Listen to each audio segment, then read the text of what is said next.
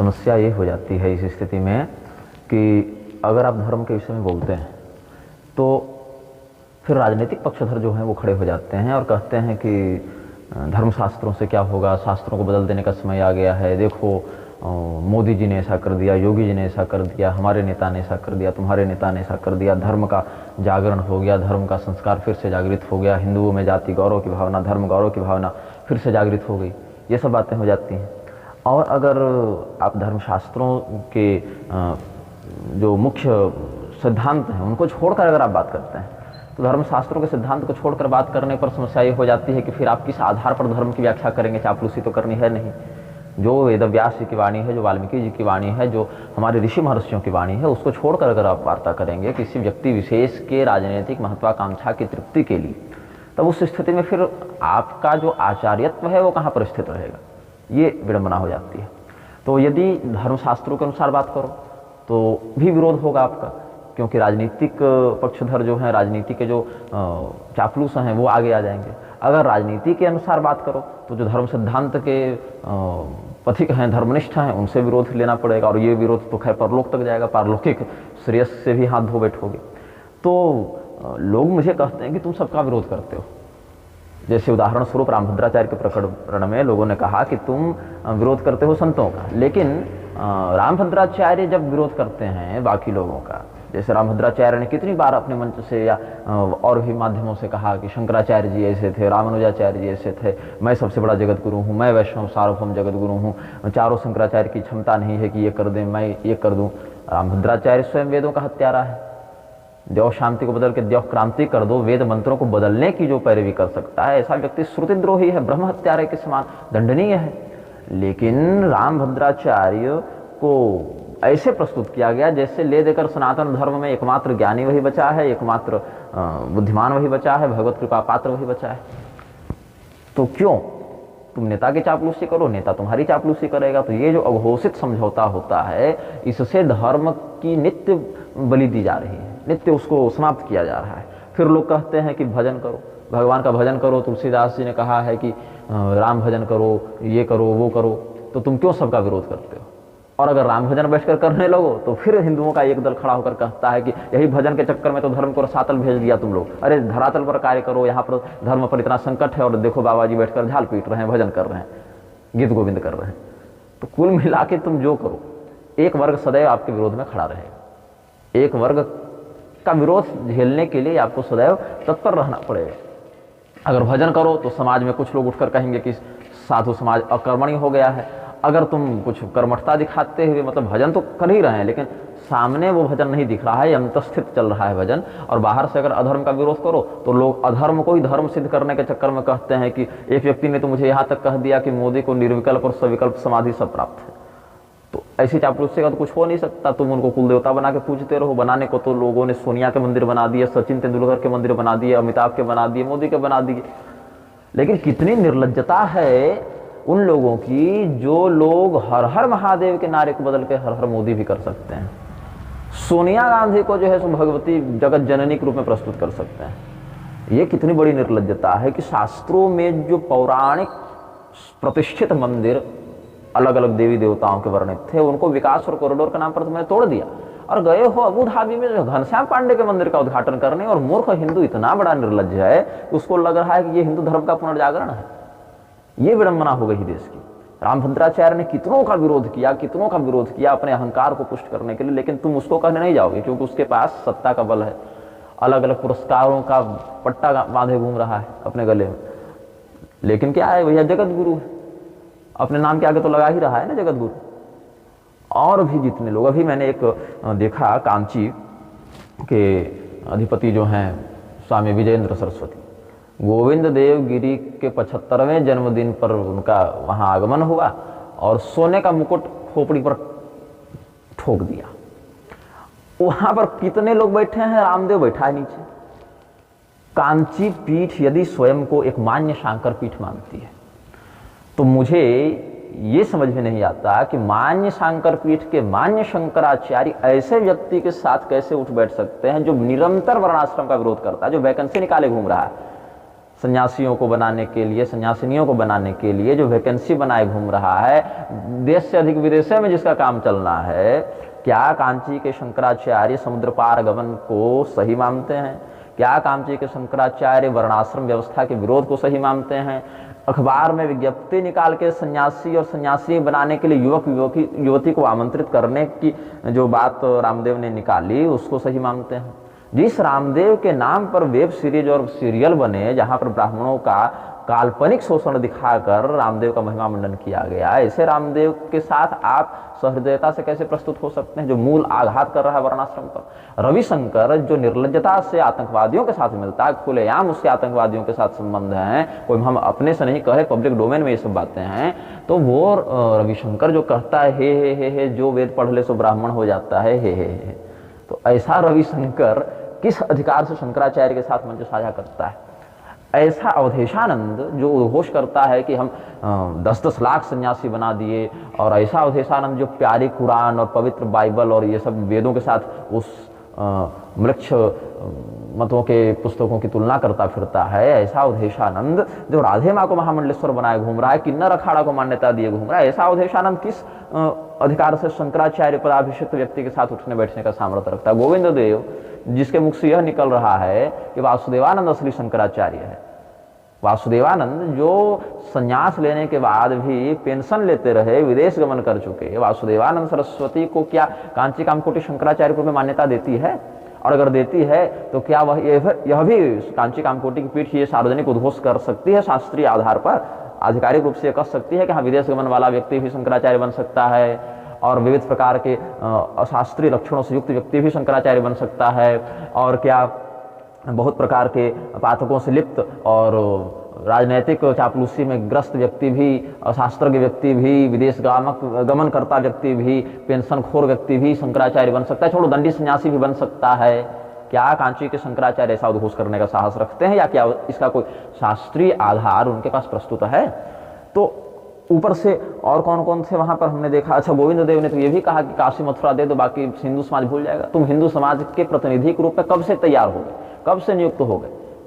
गोविंद देवगिरी और मुक्तेश्वरानंद सरस्वती शंकराचार्य नहीं मानता, ठीक है, वासुदेवानंद को मानता है, ये भी चलो निजी स्वार्थ मत हो सकता है। श्रृंगेरी के शंकराचार्य को शंकराचार्य मानता है कि नहीं मानता है?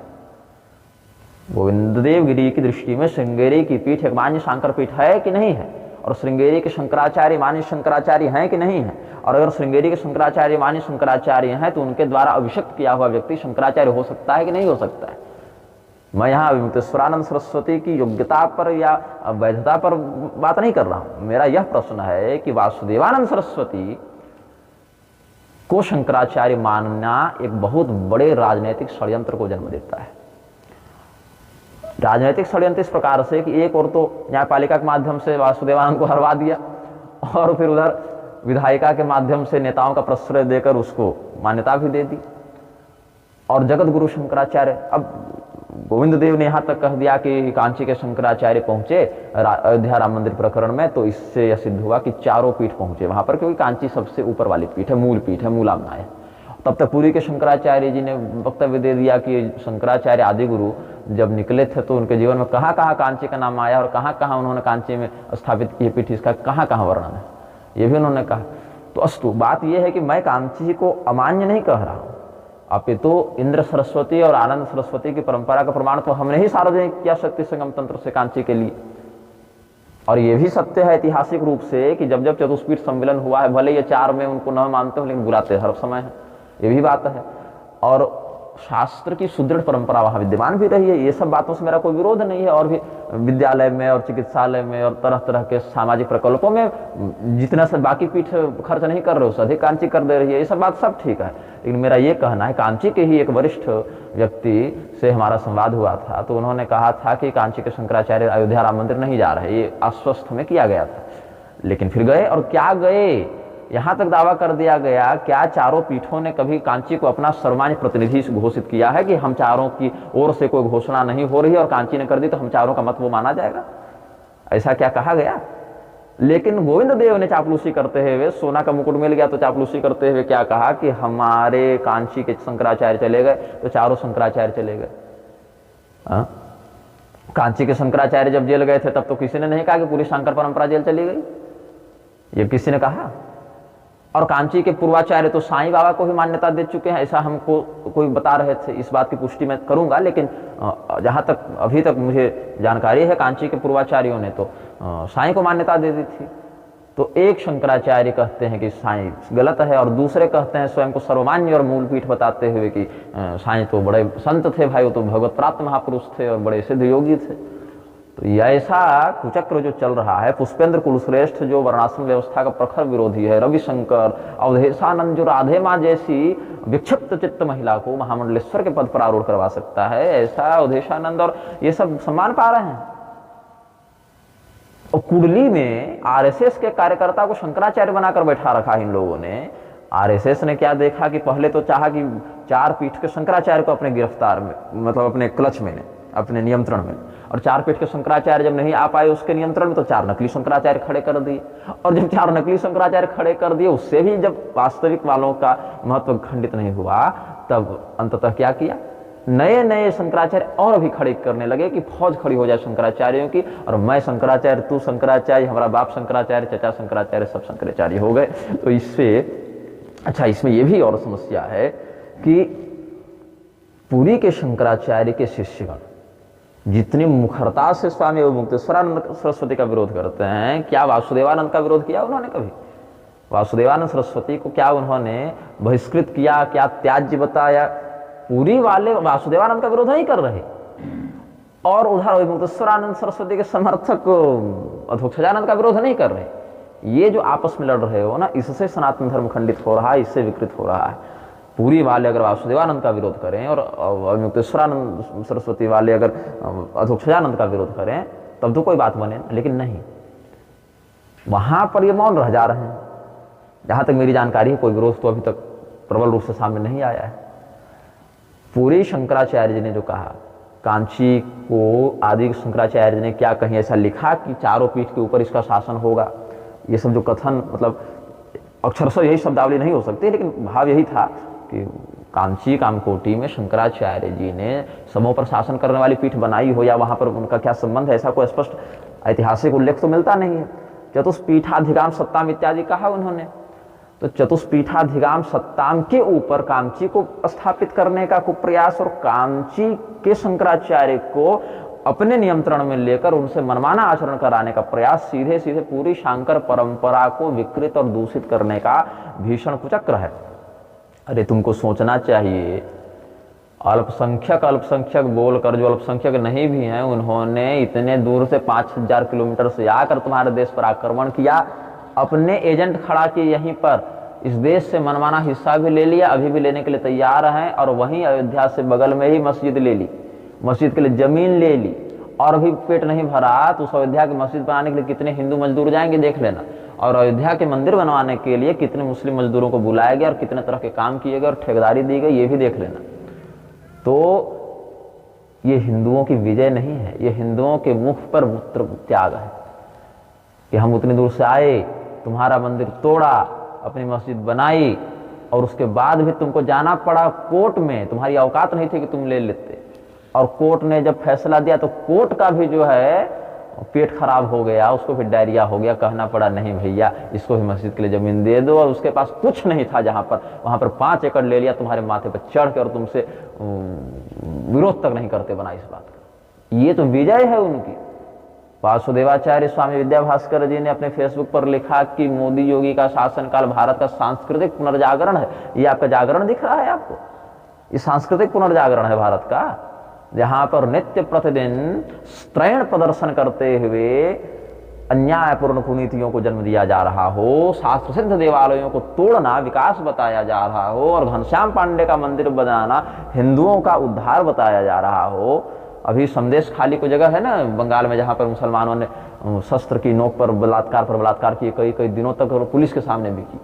पुलिस प्रशासन का शरीर कोई दधीची का नहीं है कि वज्र से भी कठोर हो जाए, पहले भागेंगे। हमने देखा है अपने नेत्रों से, जब दंगे होते हैं हमने देखा है कि कैसे लोग भागते हैं, क्योंकि आप पुलिस की वर्दी में हो चाहे आप चोर के यूनिफॉर्म में हो, दर्द सबको होता है, खून सबका बहता है, प्राण का भय सबको। हिंदुओं को शस्त्र रखने के अधिकार से वंचित कर दिया गया। क्षत्रियों का शास्त्रोचित कर्तव्य था प्रजा पालन करना, जिसका उन्होंने समय समय पर बहुत प्रयोग भी किया, तभी तुम हिंदू हो आज। और सिख शस्त्र लेकर घूम सकता है, क्षत्रिय नहीं घूम सकता। क्षत्रिय को लाइसेंस चाहिए और वो भी चुनाव में जब्त कर लिया जाएगा। और क्षत्रिय जो है अपने छात्र धर्म का प्रयोग करके अगर शस्त्र धारण करे तो गैर कानूनी हो जाएगा, और सिख कर सकता है। हिंदुओं को हर प्रकार से कमजोर किया गया, और जब जान पर बनाएगी तो हिंदू जाएगा पुलिस के पास, पुलिस देखेगा नेताजी के पास क्या पावर है, और नेताजी कहेंगे हैं हमारे पास तो वोट बैंक की जरूरत है, इसलिए तुम ममता को गाली दो या सोनिया को गाली दो या स्टालिन को दो या अखिलेश को दो या मुलायम को दो या मायावती को दो या कमलनाथ को दो या उधर येदियुरप्पा को दो या उद्धव ठाकरे को दो कि नरेंद्र मोदी को दो कि सोनिया गांधी को दो, एक आसुरी षड्यंत्र के अलग अलग चेहरे हो सकते हैं लोग, सिस्टम वही रह जाता है। हिंदुओं के लिए धर्मशास्त्र और देव व्यपाश्रित साधना बल के अतिरिक्त कुछ भी नहीं है। इस बात को जितनी स्पष्टता से समझ लो उतना अच्छा रहेगा।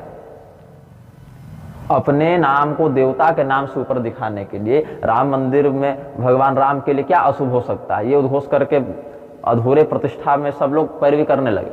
अभी क्या कहा जा रहा है, रामलला 15-15 घंटे बेचारे दर्शन देते हैं लोगों को, तो रामलला थक जाते होंगे। अब रामलला थक जा रहे हैं, बस मुहूर्त उन पर काम नहीं कर पा रहा था, लेकिन भीड़ के कारण थक जा रहे हैं रामलला। कहीं उनको मनुष्य दिखा दो और फिर मनुष्य दिखाकर मनमाना कर दो, और कहीं इतना भगवान दिखा दो कि उन पर शास्त्र के नियम लागू नहीं करेंगे, जो मन मौजी सो करते चलो। तो सांस्कृतिक जागरण नहीं है ये हत्या को संरक्षण का नाम देने का निर्लज्ज प्रयास है। भारत में जो लोकतंत्र है वो अपने हत्यारे को ही अपना रक्षक समझने का भ्रम है। किसी भी देश में जो आक्रांता होते हैं, अगर उनको हिस्सेदार बना दिया जाए तो फिर वो तुम्हारे लिए कुछ नहीं छोड़ते, क्योंकि आक्रांता तो उनका स्वभाव है और हिस्सेदार तुम बनाए बैठे हो। तो जहां पर उनका अधिकार नहीं था वहां तुमने दे दिया, वहां उनका तुमने किला बना दिया, गढ़ बना दिया, दुर्ग बना दिया, और अब वो वहां से जब संचालन करेंगे, जो विदेश से संचालन करके नहीं काम कर सकते, तो तुम्हारे घर के दरवाजे पर बैठकर वो काम करके चले जाएंगे। हमारे पास एक सज्जन आए कल परसों, वो बोले कि महाराज जी मैं अमुक उपाधि वाला हूँ, अमुक टाइटल वाला हूँ, मैं किस वर्ण में आऊँगा। लोग बताते हैं हम क्षत्रिय हैं, लेकिन महाराज हमको तो लगता है कि हम क्षत्रिय नहीं हैं। हमने कहा देखिए अब क्या है, फैशन बन गया है, जब आरक्षण लेना होता है तो सारी जातियाँ नीचे हो जाती हैं, और जब डायलॉग बाजी करनी होती है तो सारी जातियाँ उच्च हो जाती हैं। तो आप शूद्र वर्ण में ही आएंगे। उन्होंने कहा हाँ महाराज ये तो हमें भी लग रहा है, और हमारे लिए क्या धर्मशास्त्रीय कर्तव्य है। हमने कहा आपके लिए ये कर्तव्य है, ये कर्तव्य है। बड़े प्रसन्न हुए, कहे आप मेरे घर चलेंगे। हम बोले चलेंगे। हम उनके घर गए और 10-5 मिनट का सत्संग हुआ। तो मेरा ये भाव है कहने का कि जो रविशंकर वर्णाश्रम की दुर्गति करने पर तुला है, और जो रामदेव और जो अवधेशानंद और ये सब जो गोविंद देव ये सब हैं, ये सब जो वर्णाश्रम की दुर्गति करने पर तुले हुए हैं, शास्त्र सम्मत सिद्धांतों की दुर्गति करने पर तुले हुए हैं, इन सभी लोगों से वो शूद्र श्रेष्ठ है, वो चांडाल श्रेष्ठ है, वो वनवासी श्रेष्ठ है, जो स्वधर्म के प्रति जिज्ञासा रखते हुए उसका पालन करने का यथासंभव प्रयास करता है। आप मेरे फेसबुक यूट्यूब के कमेंट को देखें, सैकड़ों ऐसे आपको उदाहरण मिल जाएंगे जहां लोगों ने कहा महाराज मैं तेली हूँ, या मैं ग्वाला हूँ, या मैं चांडाल तक एक व्यक्ति ने स्वयं को बताया मैं वर्णशंकर हूँ, मेरे पिता ने ऐसा विवाह कर दिया, या हमने ही ऐसा विवाह कर लिया था, अब हम तो ये काम कर सकते हैं कि नहीं कर सकते, अधिकार है कि नहीं। 10 व्यक्ति भी ऐसा अगर भाव रखकर मेरे पास आते हैं तो मैं उनको आज के तथाकथित जगत गुरु और महामंडलेश्वरों से अधिक समय और सम्मान दोनों देता हूँ, क्योंकि उनके प्रारब्ध ने उनको जहां पहुंचाया उसको स्वीकार करते हुए स्वकर्म के प्रति उनकी जिज्ञासा है, और उसके माध्यम से वो आत्मकल्याण करना चाहते हैं। विदुर जी का सम्मान, सबरी का सम्मान, निषाद राज का सम्मान सुदामा जी से या तुलसीदास जी से या शंकराचार्य जी से कम नहीं है, या उनकी सदगति में कोई बाधा नहीं हुई, क्योंकि स्वकर्म निष्ठा थी उनमें, और उन्होंने अपने शास्त्रोचित अधिकार और कर्तव्यों को विवेक दृष्टि से समझा और उसका पालन किया, न कि राज्य सत्ता या राज्य सत्ता पर कब्जा करने वाले लोगों पर अंधभक्ति करते हुए चापलूसी उनकी की। स्त्री व्यासपीठ अलग ही प्रपंच चल रहा है, स्त्रियों के माध्यम से संतनी की 300 कथा और हुए संत के 30। ये कहावत कोई लिख रहे थे कि अगर तुम स्त्री हो और लाल पीला पहन के बैठ जाओ तो तुम्हारी 300 कथाएं हो जाए, और कोई संत है उसकी 30 कथा होती। लोगों को ग्लैमर चाहिए ना, लोगों को ग्लैमर चाहिए। भी जहाँ मेरी कथा भी हो रही है वहीं पर एक घटना घटित हुई कि निकटवर्ती क्षेत्र से हमें एक निमंत्रण आया। पूर्व उसके परिचित थे तो हमने कहा कि चलेंगे, वहाँ यज्ञ हो रहा था, हम बोले चलेंगे। बाद में हमारे मीडिया प्रभारी को संदेह हुआ, उन्होंने जांच की तो पता चला वहाँ स्त्री कथा वाचिका है। मना कर दिया गया कि हम ऐसे मंचों पर नहीं जाते भाई। लेकिन जो निमंत्रण देने आए उनको तो इस मर्यादा का ध्यान रखना चाहिए ना। क्या समझे हमें महामंडलेश्वर हैं कि जर्मन सिल्वर के सिंहासन पर बैठने वाले जगत गुरु ग्रहाचार्य हैं, अकेले हैं तो भी पर्याप्त है। शरीर की दृष्टि से अकेला जीव भी परमात्मा के बल से युक्त होकर असाध्य के साधन में निमित्त बन जाता है, और जब परमात्मा का बल समाप्त हो जाता है तो वो जीव असहाय भी हो जाता है। इसीलिए किसके पीछे कितना अकाउंट में पैसा चल रहा है और कितने लोगों की भीड़ चल रही है इससे मतलब नहीं है। त्रिदंडी स्वामी गोपालाचार्य जी का परलोक गमन हुआ, वैकुंठ गमन हुआ, उनके मठ पर गिद्ध के समान लोग टूट पड़े। ऐसे ऐसे वीडियो फेसबुक पर सार्वजनिक उपलब्ध हैं, कोई मैं स्टिंग ऑपरेशन की बात नहीं कर रहा, ऐसे ऐसे वीडियो सार्वजनिक उपलब्ध हैं जिनको देखकर संप्रदाय और सिद्धांत और संत के नाम से घृणा होने लग जाती है। लोग गुंडे भेज भेज कर मठों पर कब्जा किया जाने लगा। लक्ष्मी जीयर का नाम सामने आया उसमें, लक्ष्मी प्रपन्नाचार्य का, और उन्होंने तो इतने जगत गुरु खड़े कर रखे हैं लक्ष्मी जीयर ने अपना नेटवर्क खड़ा करने के चक्कर में, और इतनी धमकियां दे रखी हैं लोगों को और पूरा हाईजैक करने के समान। मुझे प्रतिदिन मैं कहता हूं कि 20-30 तो संदेश आ ही जाते हैं ऐसे वीडियो और स्क्रीनशॉट और फोटो के, यहाँ पर ऐसा हो गया, यहाँ पर इस मठ पर कब्जा हो गया, इस मठ पर धमकी आ गई, यहाँ पर पिस्टल लेकर गुंडे घुस गए, यहाँ पर ये हो गया। ये सब प्रारंभ कहाँ से हुआ? जिस समय तुम लोगों ने गुंडों को अपने आश्रमों में साधु बना बनाकर घुसाना प्रारंभ किया। इसके पास इतने लोग हैं, पैसा है, मेरा मठ चमक जाएगा, मेरी प्रसिद्धि हो जाएगी। क्या करोगे? अजगर पालोगे तो अजगर धीरे धीरे तुम्हारे साथ सोकर लंबा होने का अभ्यास करता है। जिस दिन तुम उसके रेंज में आ गए उस दिन निकल भी लेता है। अजगर तो वो जीव है, बंधु के राजा नहुस जब अजगर के शरीर में गए तब भी विवश हो गए अपनी संतान का भक्षण करने के लिए, अपने वंशज भीमसेन को लपेट लिए, बोले भैया अजगर का शरीर है। तो जब तुम स्वयं गुंडों को और म्लेच्छों को अपने मठों में इफ्तार पार्टी के नाम से बुलाओगे और गुंडों को साधु बना बनाकर महामंडलेश्वर और जगत गुरु बनाते फिरोगे संप्रदाय में, वो क्या करेंगे?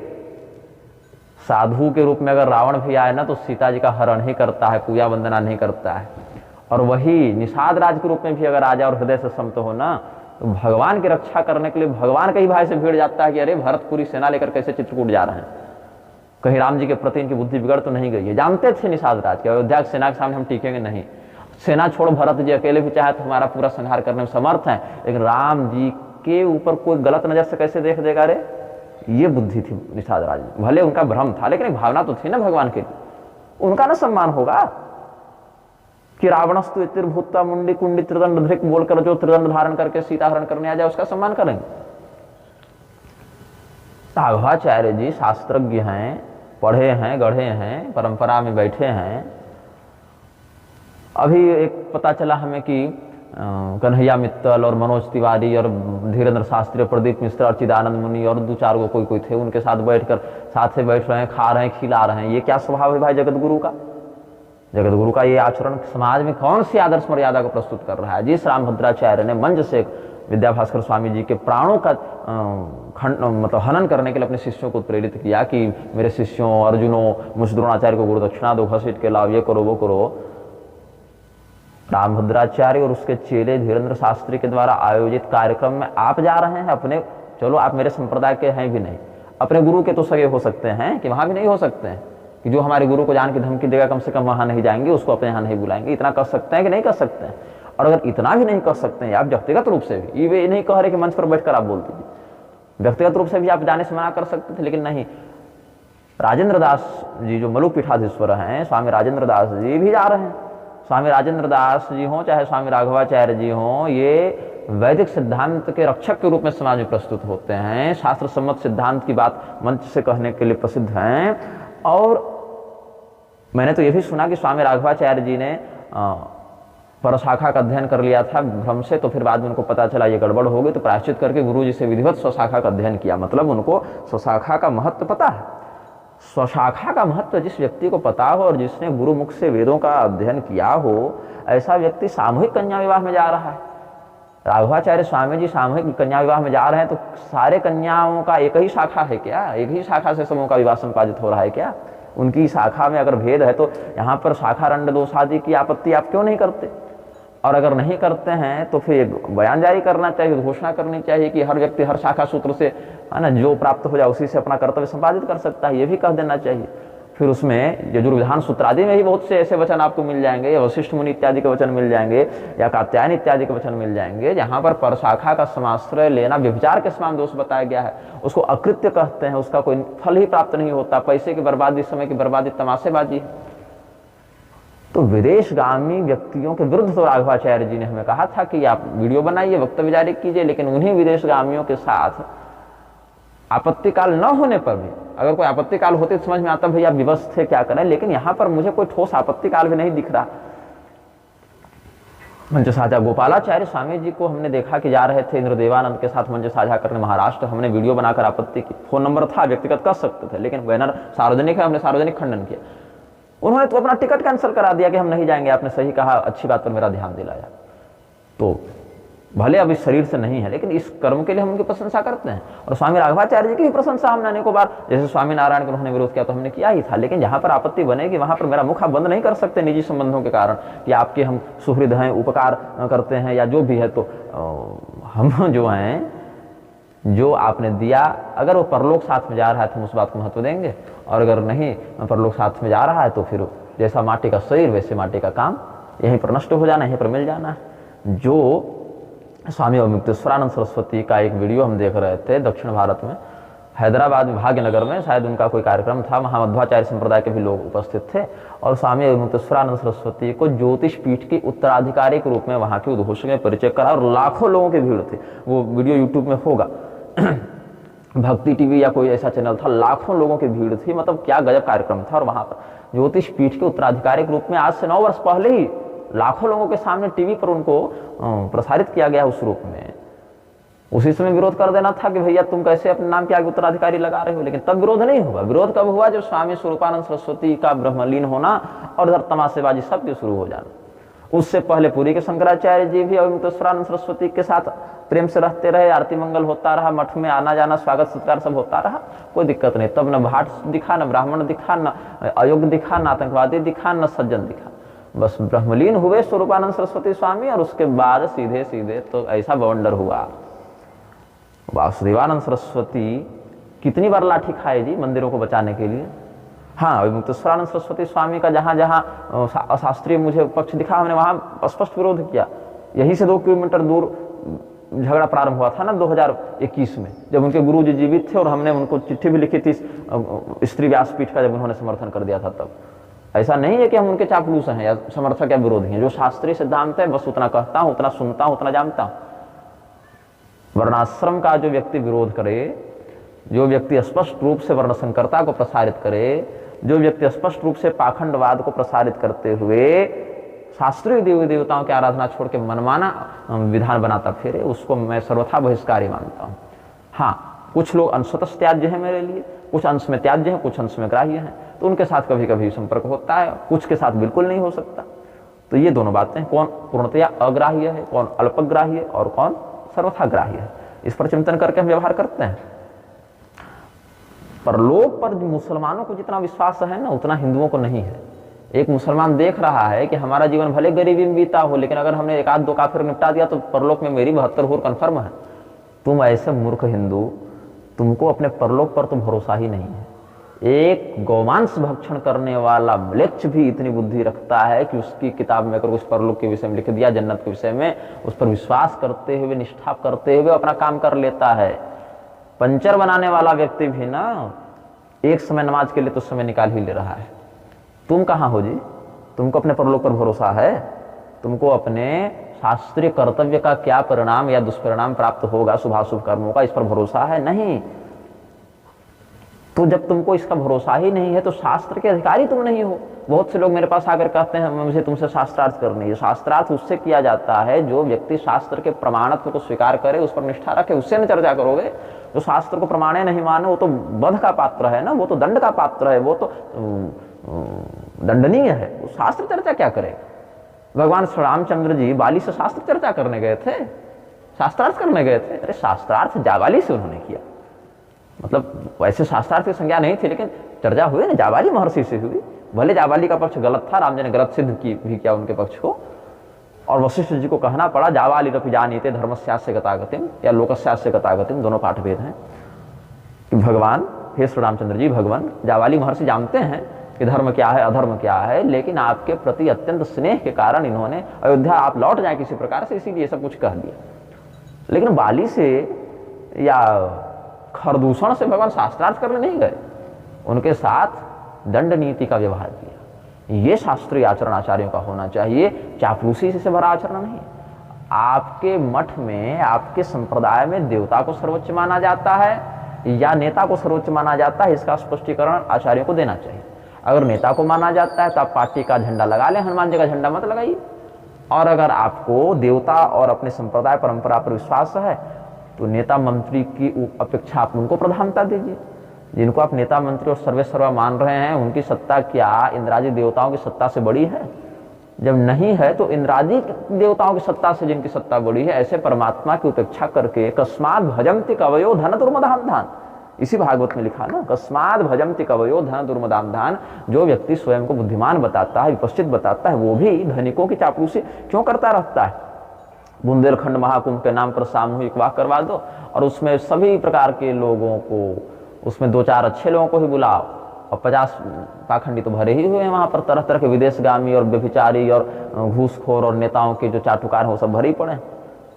अब भगवान बनाने की बात, तो कल किसी ने भेजा मुझे संदीप देव का एक वीडियो, उसमें नित्यानंद की प्रशंसा हो रही थी। नित्यानंद कैलासा वाला अपने आप को Param Shiva, supreme pontiff of Hinduism, मतलब हिंदू धर्म का सर्वोच्च गुरु हम है, और इतना ही नहीं, परम शिव हम ही हैं, देवता हम ही हैं। घनश्याम पांडे अक्षर पुरुषोत्तम भगवान बन गए और नित्यानंद एकदम परम शिव बन गया। और रामपाल तो कबीरदास का अनुयायी बनकर अपने आप को परमात्मा घोषित कर ही दिया कि एक परमात्मा कबीर और हमें उनके अवतार। तो कुल मिला के ताबड़तोड़ अवतारे केवल आ रहे हैं।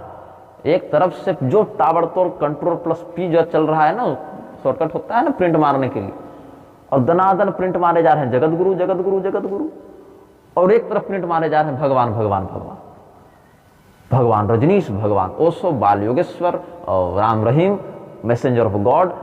तो रामपाल ने कहा कि I am not the messenger of God, I am God my self. मैं कबीर हूं, कबीर का अवतार हूं। नवोदय दियावनी भाषा प्राणे कंठगते रपी, लेकिन विषय समझाने के लिए आपको हमने कह दिया। भगवान के शास्त्रोक्त चिंतन वर्णन सच्चरित्रों को छोड़कर, वर्णाश्रम परक श्रुति स्मृति आगम पुराण सम्मत इतिहास सम्मत आख्यायिका और कर्तव्य सिद्धांत को छोड़कर लगे हैं नेताओं के मुख से लेकर अपान प्रक्षालन तक। जहां से भी नेताजी की कृपा प्राप्त हो जाए वही काम हमको कर लेना है। तो इससे क्या होगा? ये सांस्कृतिक जागरण नहीं है। मैं सभी आचार्यों को, जो स्वयं को अच्छे संप्रदाय सत संप्रदाय का मान्य आचार्य मानते हैं या उस रूप में प्रचलित हैं, मैं सबसे यही कहता हूं, मैं अपने पद पर आरूढ़ होकर निग्रहाचार्य के रूप में महासाम्राज्याभिषिक्त होकर जो शरीर की सीमा है, जो बुद्धि की सीमा है, जो आराधना बल की सीमा है, उसमें जितनी क्षमता ईश्वर के द्वारा दी गई है उसकी निष्ठापूर्वक निर्वहन वृत्ति से धर्म के लिए कर रहा हूं। और धर्म के लिए क्या करूंगा?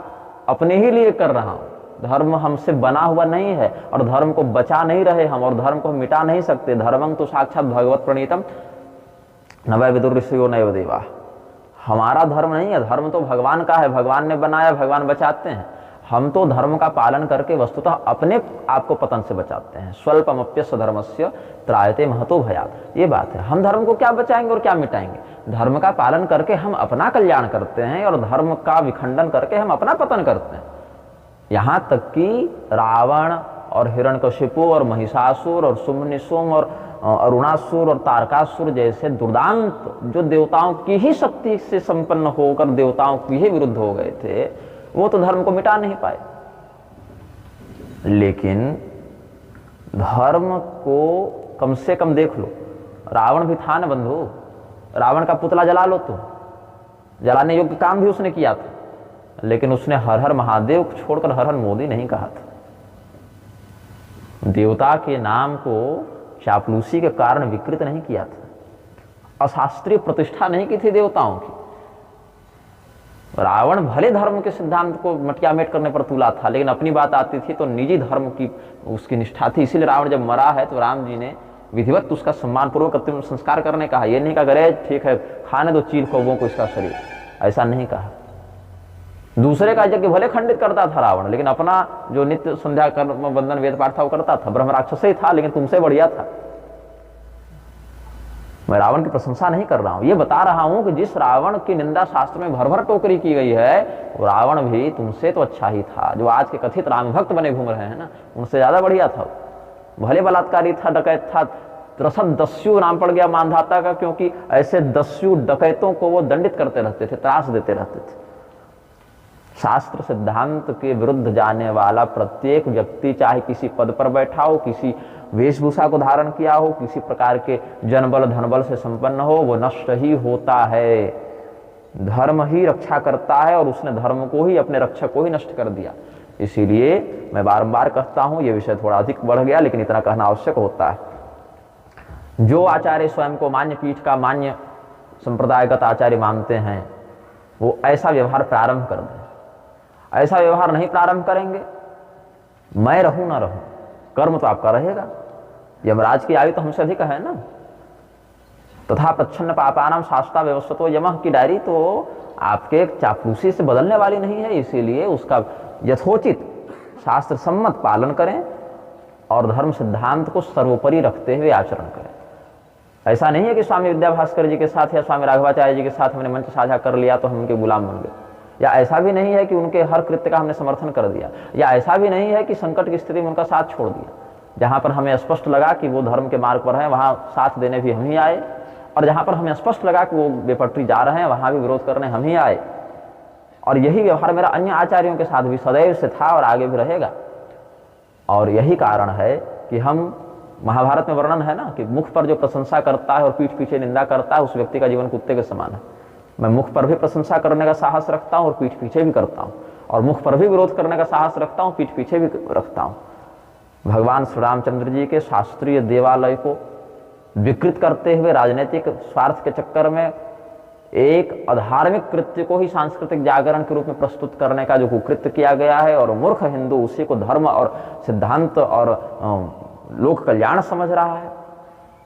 मतलब किसी की बेटी अगर 25 वर्ष की हो गई हो और कोई म्लेच्छ उसको उठाकर ले जाए और उसके साथ रमण कर ले तो क्या कहोगे? अरे चलो ठीक है, ऐसे भी 25 साल तक तो विवाह नहीं हुआ था, बेचारी को यौन सुख तो मिल गया, कम से कम इतने वर्षों की प्रतीक्षा थी। ये कोई तर्क होता है? विधि पूर्वक किया गया अल्प कार्य भी कल्याणकारी होता है, अविधि पूर्वक किया गया बहुत बड़ा कार्य भी विपरीत परिणाम को देने वाला होता है। जो शबरी जी भगवान की भक्तिभाव से प्रतीक्षा करती रही, उनका कल्याण हुआ, लेकिन ब्रह्मांडीय स्तर पर यज्ञ करने वाले शिवद्रोही दक्ष का कल्याण नहीं हुआ। प्रोजेक्ट मत देखो, उद्देश्य, विधेय, तरीका देखो, विधि देखो। लोक को जितना प्रधान समझ रहे हो ना, परलोक को उससे अधिक प्रधान मानोगे तो धर्म तुम्हारे हृदय में स्थित होगा, और जिस दिन धर्म सिद्धांत तुम्हारे हृदय में स्थित हुआ, उसी दिन से हो सकता है लोक दृष्टि से कर्म प्रारब्धानुसार कुछ कष्ट हो। सुदामा जी को, हरिश्चंद्र को, युधिष्ठिर जी को, सबको हुआ। उस पर मैं नहीं कह रहा कि तुम्हें सुखी बना दूंगा। मेरा नाम प्रदीप मिश्रा और बागेश्वर धाम और पंडोहर सरकार और करौली सरकार नहीं है। मैं तुम्हें सुखी या दुखी करने नहीं आया। सुखी और दुखी तुम अपने कर्म से ऐसे ही हो रहे हो, और हम भी हो रहे हैं, और पहले के लोग भी हुए। मेरा काम यह है, क्या उचित है क्या अनुचित है, इसकी जितनी समझ मेरे अंदर है उससे तुमको लाभान्वित करूं और तुम्हारे कल्याण के मार्ग को प्रशस्त करूं, क्योंकि यही मेरे कल्याण का मार्ग है। क्योंकि मैं जिस पद पर बैठा हूं, जिस कर्तव्य से युक्त हूं, वही काम यह मुझे कहता है कि लोगों को सद्धर्मान्वित करो, सदाचारी बनाओ, और उनके लोक परलोक की भविष्य व्यवस्था को सुदृढ़ करो। प्रेम से बोलिए आनंद कंद भगवान की।